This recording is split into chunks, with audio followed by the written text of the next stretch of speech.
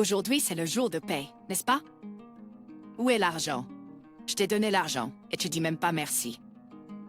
J'ai l'impression que tu l'as pas dit une seule fois en 18 ans. Et tu reconnais ça? Respecter sa pognetas d'homme. Da? Pourquoi ne serais-je? Tu devrais nous être reconnaissante d'avoir donné la vie et élevé. Je vois. Maman, penses-tu qu'il est normal que je donne mon argent? Qu'est-ce qui t'arrive aujourd'hui? Tu te sens rebelle? Qu'est-ce qui ne va pas? Est-ce qu'il s'est passé quelque chose? Tu agis bizarrement. Demander si je suis reconnaissant de recevoir de l'argent. C'est étrange. Qu'est-ce que ça veut dire? Tu es l'aîné de la famille et nous t'avons permis d'aller à l'université. Il est normal que tu sois dévoué. Penses-tu que triste et gratuit? Je trouve ça étrange. Pourquoi dois-je donner presque tout mon salaire? Et pourquoi vous trois ne travaillez pas? Quel manque de respect. Nous travaillons juste parce que je suis la seule, avec un emploi à temps plein. Tu nous regardes de haut, nous qui avons des emplois à temps partiel ou temporaire. Tu es juste égoïste. Tu veux garder ton argent pour des luxes. N'es-tu pas celui qui est ingrat? Si, c'est Brébert. Je doute que ma sœur aînée, qui est toujours enfermée à la maison, sauf pour le travail, puisse vivre correctement seule. J'ai donné de l'argent à ma famille et les ai soutenus pendant 18 ans. Mon esprit était tellement déformé que je ne trouvais pas ça étrange. Mais maintenant, je vois clairement que c'est mal. Alors, je partirai avec plaisir. Juste partir suffira à faire regretter mes parents et ma sœur. Un mois plus tard, comme prévu, les appels paniqués sont arrivés. Je suis Mirabelle, une femme célibataire de 40 ans qui vit toujours chez ses parents. Les gens pensent souvent que je profite de mes parents parce que je suis encore à la maison à cet âge. Mais c'est pas le cas. Il y a une raison pour laquelle je suis restée à la maison jusqu'à cet âge. Pour expliquer, nous devons remonter à l'époque où j'étais à l'école primaire. Quand j'avais 7 ans, ma sœur est née. Ah, elle est tellement mignonne. Je me souviens que mes parents Jaja et Sophie étaient ravis à naître son deuxième enfant, Marie. Mon père n'arrêtait pas de pincer les joues de Marie, la faisant pleurer et se faisant gronder par ma mère. Il ne pouvait pas s'en empêcher. Je pensais aussi que je jouerais beaucoup avec ma sœur, une fois qu'elle aurait grandi. Mais j'ai rapidement commencé à détester ma sœur. Maman, je ne trouve pas mon sac de gym. Il est là où il est toujours. Cherche-le toi-même. Tu es grande sœur maintenant. Le sac de vêtements de gym est toujours accroché à un crochet dans le salon. Dans l'étagère du salon, j'ai demandé à maman où était le sac car il n'était pas sur le crochet. Elle a répondu donc fort, comme s'il est... Habituellement quand cela arrive, le sac se retrouve dans un tiroir. Maman le met parfois par erreur avec les vêtements de quelqu'un d'autre. J'ai fouillé dans différents tiroirs et j'ai finalement trouvé le sac. Mais maman est arrivée au pire moment possible. Hé, ne mets pas le désordre dans les tiroirs. Désolée, tu es grande sœur maintenant. Ne me donne pas de travail supplémentaire. Même en étant à l'école primaire, je savais que c'était injuste. Mais quand on se fait gronder par un parent, la plupart des enfants se sentent coupables, même s'ils ne le sont pas. J'ai remis en ordre les vêtements dans le tiroir et j'ai discrètement présenté mes excuses au dos de maman. Depuis que ma sœur Marie est née, maman a commencé à me gronder et j'ai commencé à la voir comme effrayante. J'ai aussi commencé à avoir peur de papa. Tu as encore acheté un autre jouet pour Marie? Peu importe combien elle en a. Chanceuse, papa, achète-moi aussi quelque chose. Oui, la prochaine fois. Tu l'as dit la dernière fois. Quand vas-tu l'acheter? Taise-toi. Quand je dis la prochaine fois, c'est la prochaine fois. Si tu continues à te plaindre, je n'achèterai rien du tout. Les cris de papa ont fait pleurer Marie et il a essayé de la calmer frénétiquement. Je t'assurais besoin de pleurer, mais il m'a ignoré. Se faire gronder par maman était déjà assez difficile, mais les cris de papa étaient encore plus effrayants, car c'était un homme. Papa est devenu un symbole de peur pour moi, et maman n'a jamais pris mon pari. Nama, c'est de ta faute si tu agaces papa. Tu es la grande sœur, tu devrais être patiente. Aide-moi à laver la vaisselle maintenant. Maman m'a tendu une éponge savonneuse, s'attendant à ce que je lave la vaisselle du dîner.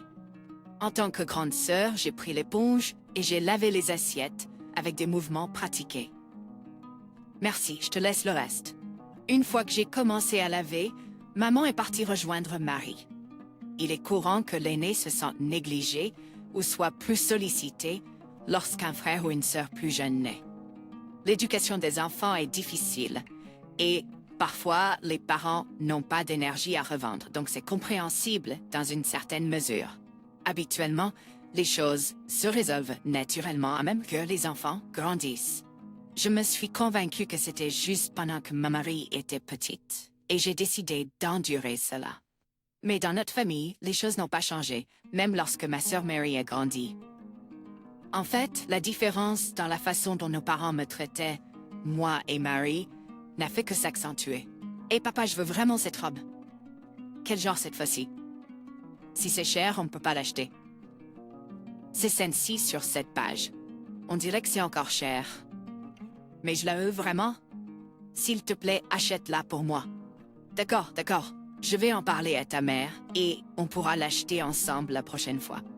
Oh, merci. Marie agitait joyeusement le magazine.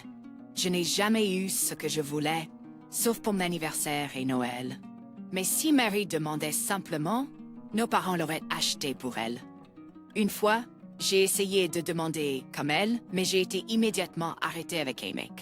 Tu dois être patiente, donc je n'ai pas recommencé à demander. À mesure que Mary grandissait, à travers le collège et le lycée, le favoritisme de nos parents s'aggravait. Au fait, la machine à laver s'est arrêtée. Peux-tu étendre le linge? Voulant être vue comme une bonne sœur, je suis allée obéissamment étendre le linge. Cela a continué et je me suis retrouvée à toujours essayer de plaire à nos parents. Vu que cela m'a rendue si consciente de moi-même que je ne pouvais pas me détendre, même à la maison. Fatiguée même à la maison, lorsque j'allais commencer l'université, j'ai enfin parlé.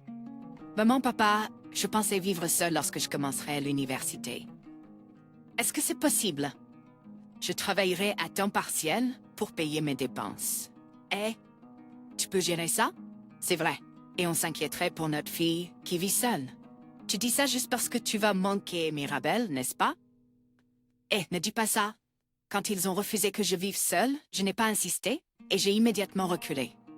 Je pensais qu'ils ne se souciaient que de Marie. Mais j'avais tort.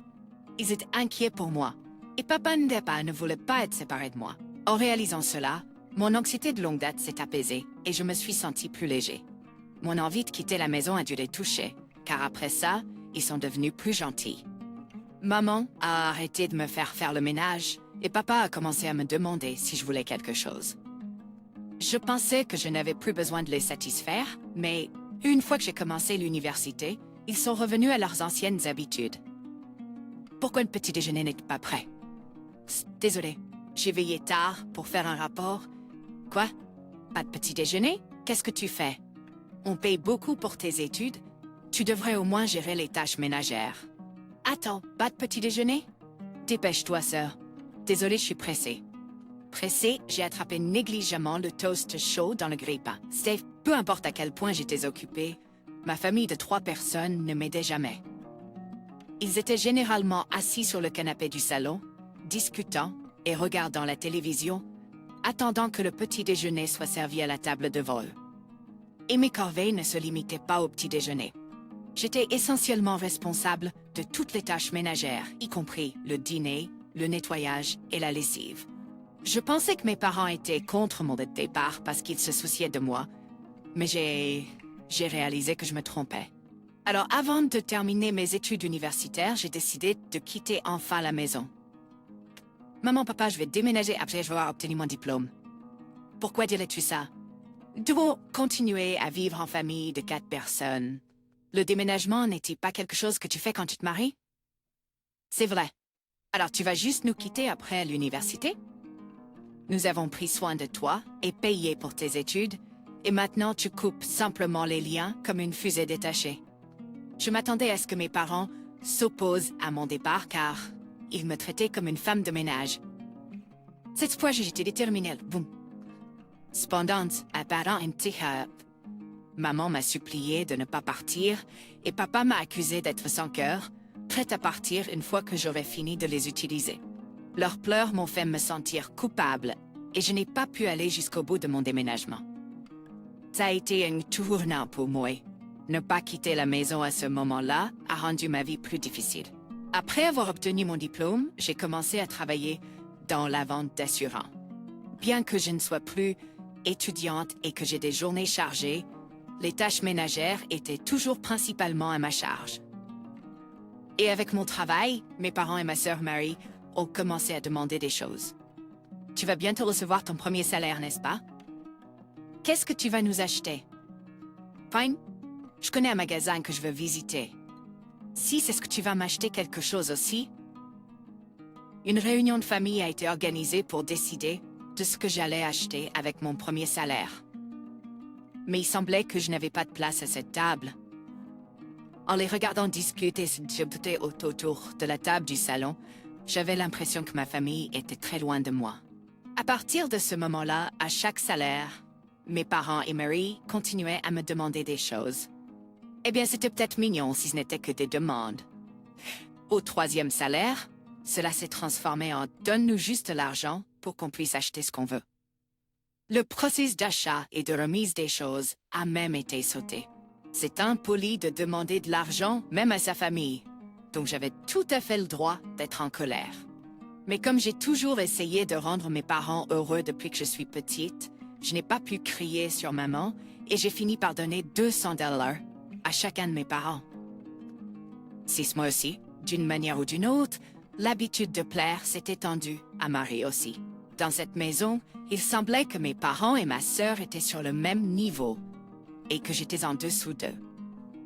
Je n'ai pas pu refuser à ma sœur de collège Marie et je lui ai donné $100.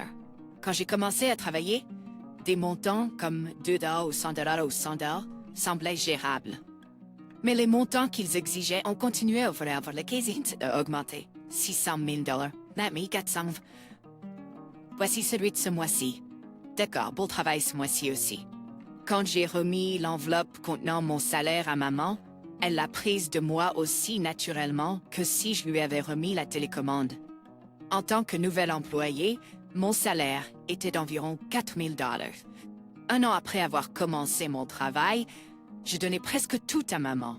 Chaque mois, il me restait à peine $4 avec à peine assez d'argent pour les nécessités. Je ne pouvais pas me permettre de sortir manger avec des amis, de me rendre au salon pour une coupe de cheveux ou d'acheter des cosmétiques. Alors je ne suis pas sortie, je me suis contentée de faire la navette entre la maison et le travail en semaine. Les week-ends, je restais chez moi menant une vie de solitude. Parce que je ne pouvais pas me permettre de maintenir les apparences, des rumeurs ont commencé à circuler au travail à propos de moi, peut-être endettée ou soutenant financièrement un homme. Incapable d'admettre que je donnais tout mon argent à ma famille, j'ai simplement ignoré les chuchotements que j'entendais au travail. Manquant de courage et de volonté pour changer ma situation, 18 ans ont passé, j'ai eu 40 ans. Mais c'est pas comme si je n'avais rien fait pendant ces 18 ans. J'ai rassemblé un peu de courage et fait quelques petites tentatives. Je me demandais si je pouvais donner un peu moins d'argent chaque mois. Quoi? Qu'est-ce que tu as dit? Papa me regarda avec colère, son visage à quelques centimètres du mien. Comme s'il pouvait me saisir et me frapper. Laisse tomber, ce n'est rien. Papa renifla et s'éloigna et je réalisais que je retenais mon souffle, expirant profondément. Chaque fois que j'hésitais à donner de l'argent, mes parents pleuraient, m'intimidaient ou devenaient soudain gentils, réussissant toujours à obtenir mon salaire entier. Après 18 ans dans l'entreprise, mon salaire avait augmenté à environ $6 000. C'était un peu plus élevé que mes pères. C'était le résultat de mon dur travail, mais la raison de mes efforts n'était pas quelque chose dont je pouvais être fière. Tu me bondais ton salaire davantage?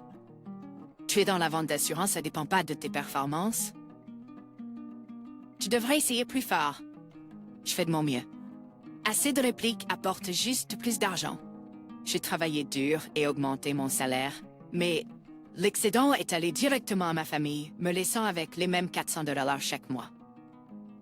Mes efforts mal placés pour travailler plus dur ont non seulement résulté en un salaire plus élevé, mais il y a eu un autre changement. Il y a environ 10 ans, mes parents ont quitté leur emploi et ont commencé à travailler à temps partiel et à des emplois temporaires. Bien qu'ils travaillaient techniquement, ils n'étaient pas sérieux et ne prenaient pas beaucoup de garde de travail. Donc, pendant que je travaillais dur, ils étaient surtout paresseux à la maison, ne faisant même pas les tâches ménagères. Les dépenses moyennes pour une famille de 4 personnes sont d'environ 6 000 $ par mois, donc mon salaire pouvait à peine les couvrir. En conséquence, mes parents utilisaient mon revenu pour les dépenses de la vie courante et traitaient leurs propres gains comme de l'argent de poche pour les étudiants. Je suis rentrée à la maison. Ah, bienvenue! Quand je suis rentrée du travail, mes parents étaient affalés sur le canapé du salon en train de manger des sucreries.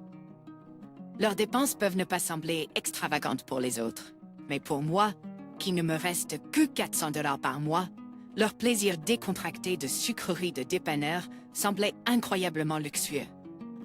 Qu'est-ce que vous mangez? Nous en étions pas aussi. C'est dans le frigo, juste au moment où je revenais du travail et pensais à préparer le dîner, ma sœur est entrée dans le salon. Malgré le fait qu'elle savait que j'allais préparer le dîner, elle a sorti un pudding du frigo qui coûtait environ 6 $. Quand j'ai ouvert le frigo pour commencer à préparer le dîner, mon pudding avait disparu. Ma sœur, qui a 33 ans, aime manger du pudding avec nos parents. Cependant, comme mes parents, elle est une travailleuse à temps partiel sans emploi stable. Après avoir obtenu son diplôme d'études secondaires, ma sœur n'a pas poursuivi d'études ou d'emploi et a vécu aux dépens de nos parents. Puisque mes parents vivent de moi, c'est pratiquement la même chose que ma sœur vivant de moi aussi. Du point de vue d'un étranger, ma vie peut sembler anormale, remplie de frustration et de mécontentement. Mais ayant toujours essayé de rendre ma famille heureuse depuis que je suis jeune, je manque de courage pour me libérer de cet environnement. Je m'étais résignée à une vie dédiée uniquement à mes parents et ma sœur. Puis un jour, un tournant significatif est arrivé. Mon entreprise a introduit un conseiller interne dans le cadre d'un effort pour améliorer l'environnement de travail. Cependant, il est toujours difficile d'utiliser quelque chose de nouveau. Alors l'entreprise a demandé à une personne de chaque département d'essayer une séance de conseil. Lorsque mon patron a demandé des volontaires, tout le monde a détourné le regard. En plein milieu d'une journée de travail chargée, personne ne veut assister à une séance de conseil s'ils n'ont pas de problème. Chaque fois qu'il y a quelque chose de dérangeant, tous les regards se tournent vers moi. Avec mon apparence ordinaire et ma réputation de ne pas refuser les tâches, je suis toujours le mouton sacrificiel. Je vais y aller. J'ai levé le bras, me sentant aussi lourd que du plomb en me portant volontaire pour la séance de conseil. Dans un espace de réunion au coin du bureau, j'ai commencé ma séance de conseil. Des problèmes de relations humaines? J'en avais juste un. Bien sûr, je ne pouvais pas dire quelque chose qui ferait de moi l'ennemi de tout le monde au travail. Non, rien du tout. Tout au long de la séance, j'ai répondu brièvement aux questions du conseiller sur le travail et l'environnement de bureau, pressé de retourner au travail. Mais une question m'a fait marquer une pause. Comme votre relation avec votre famille? J'ai fait un double take au conseiller. C'était une séance de conseil interne et je ne m'attendais pas à ce qu'elle aille trop loin dans les affaires personnelles. Trop s'immiscer dans ma vie privée pourrait même causer des problèmes. Pourtant, le conseiller demandait à propos de ma famille. Il était clair qu'ils étaient doués dans leur travail. Ils ont dû sentir que j'avais des problèmes en dehors du travail. Pensant que je n'aurais peut-être plus jamais l'occasion de m'ouvrir, j'ai expliqué tout à la conseillère depuis la naissance de ma sœur jusqu'à aujourd'hui. La conseillère a écouté attentivement, mais au fur et à mesure que mon histoire avançait, un profond froncement de sourcils s'est formé sur son front. Après avoir terminé mon histoire, la conseillère a fait une pause avant de me parler.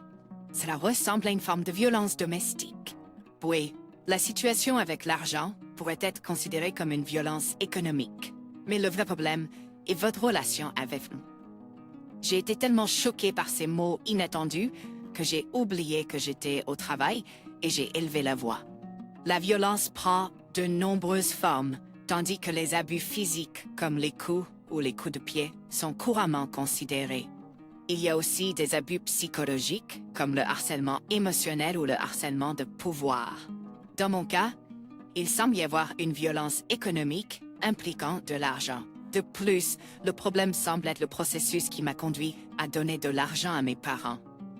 Imprégné de peur et du désir de ne pas être détesté par ma famille depuis mon plus jeune âge, j'ai été contrôlée par les actions de ma famille.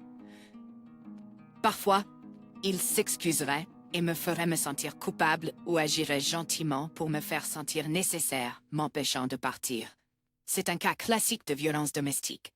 Un mélange de récompense et de punition, et j'ai été sous le contrôle mental de ma famille, incapable de m'en libérer. Mais sûrement c'est un peu exagéré, non? Je leur donne de l'argent, mais ce n'est pas si grave, n'est-ce pas? Tu sembles incapable de juger objectivement ta situation. À ma réponse, le conseiller a commencé à écrire avec un stylo qu'il n'avait pas bougé jusqu'alors. Le son du stylo qui griffonne m'a rendu anxieux. Que devrais-je faire? Ne te précipite pas. D'abord, réfléchis à ce que tu veux être toi-même, pas à comment tu veux que ta famille te voie. J'ai froncé les sourcils face au conseil du conseiller. Je n'avais jamais pensé à ce que je voulais être.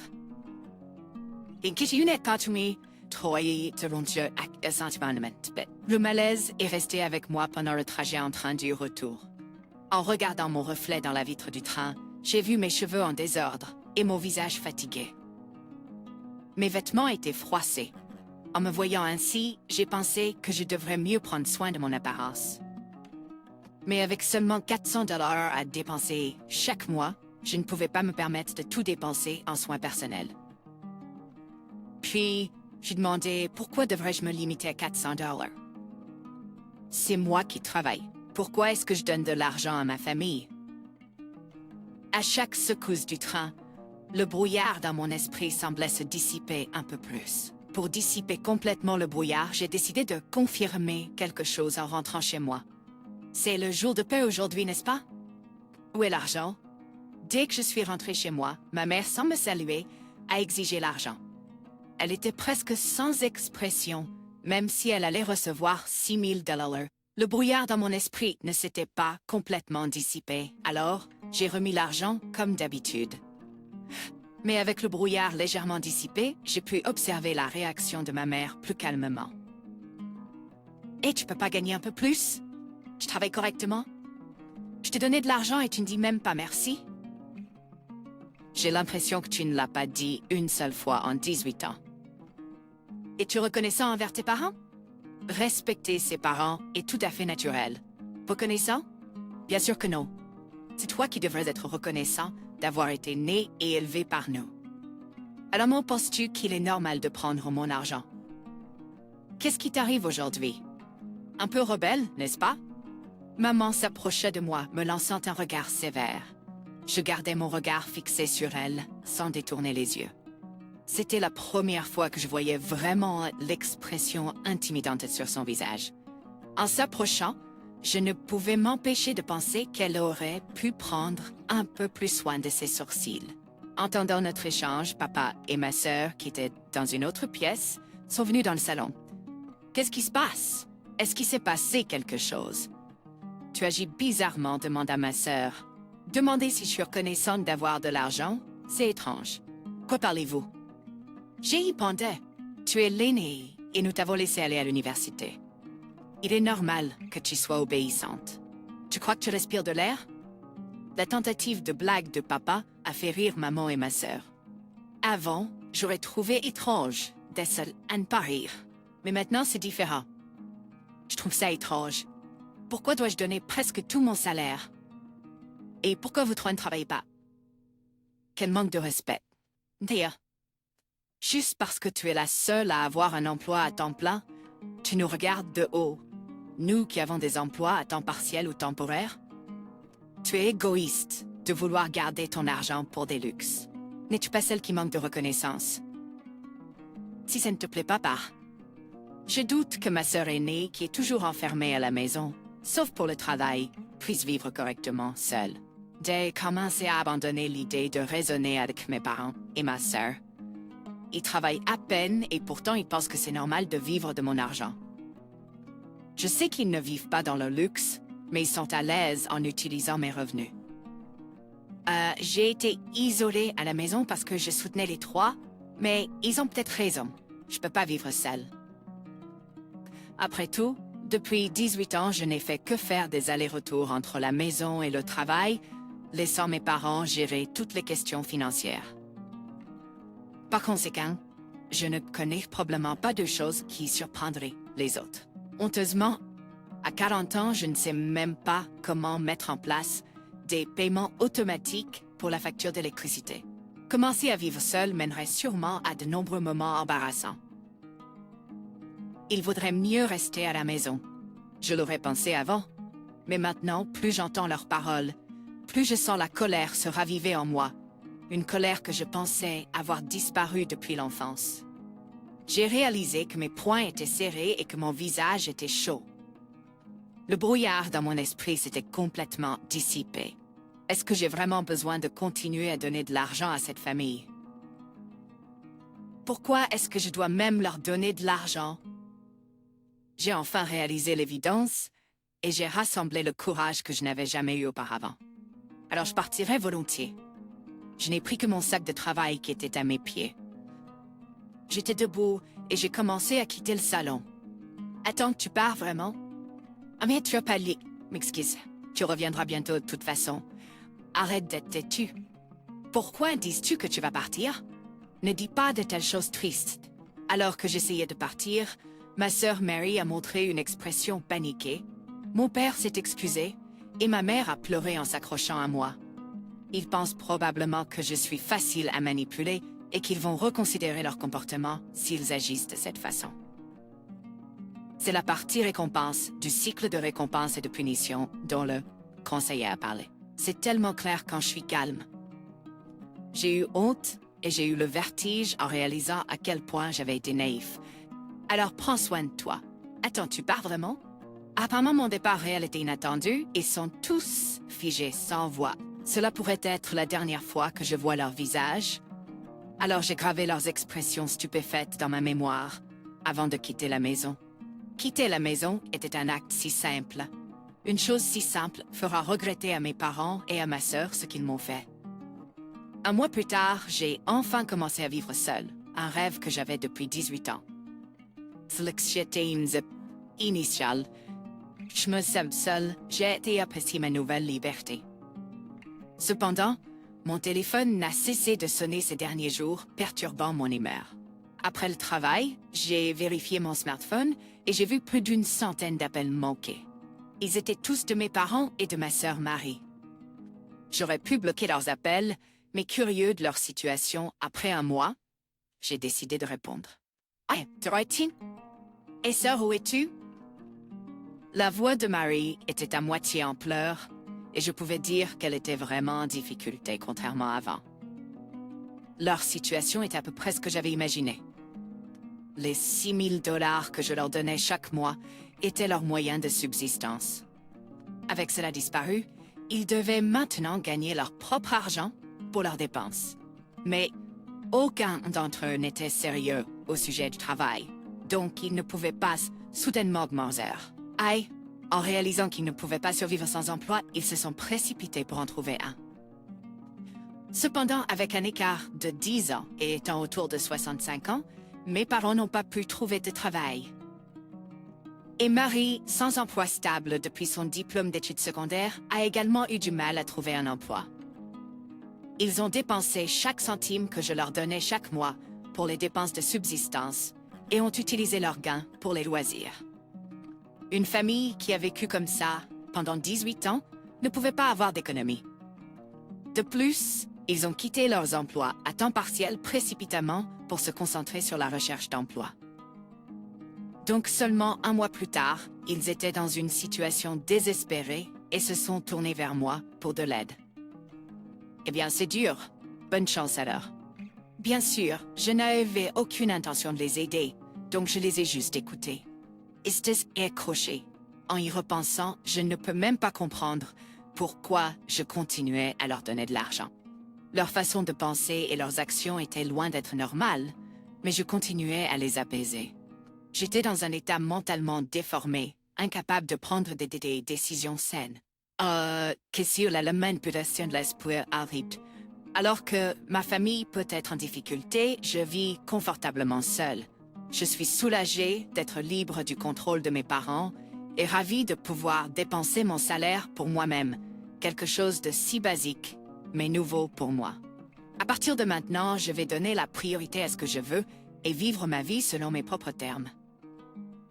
Pour commencer, je prévois d'aller faire du shopping demain, mon jour de congé.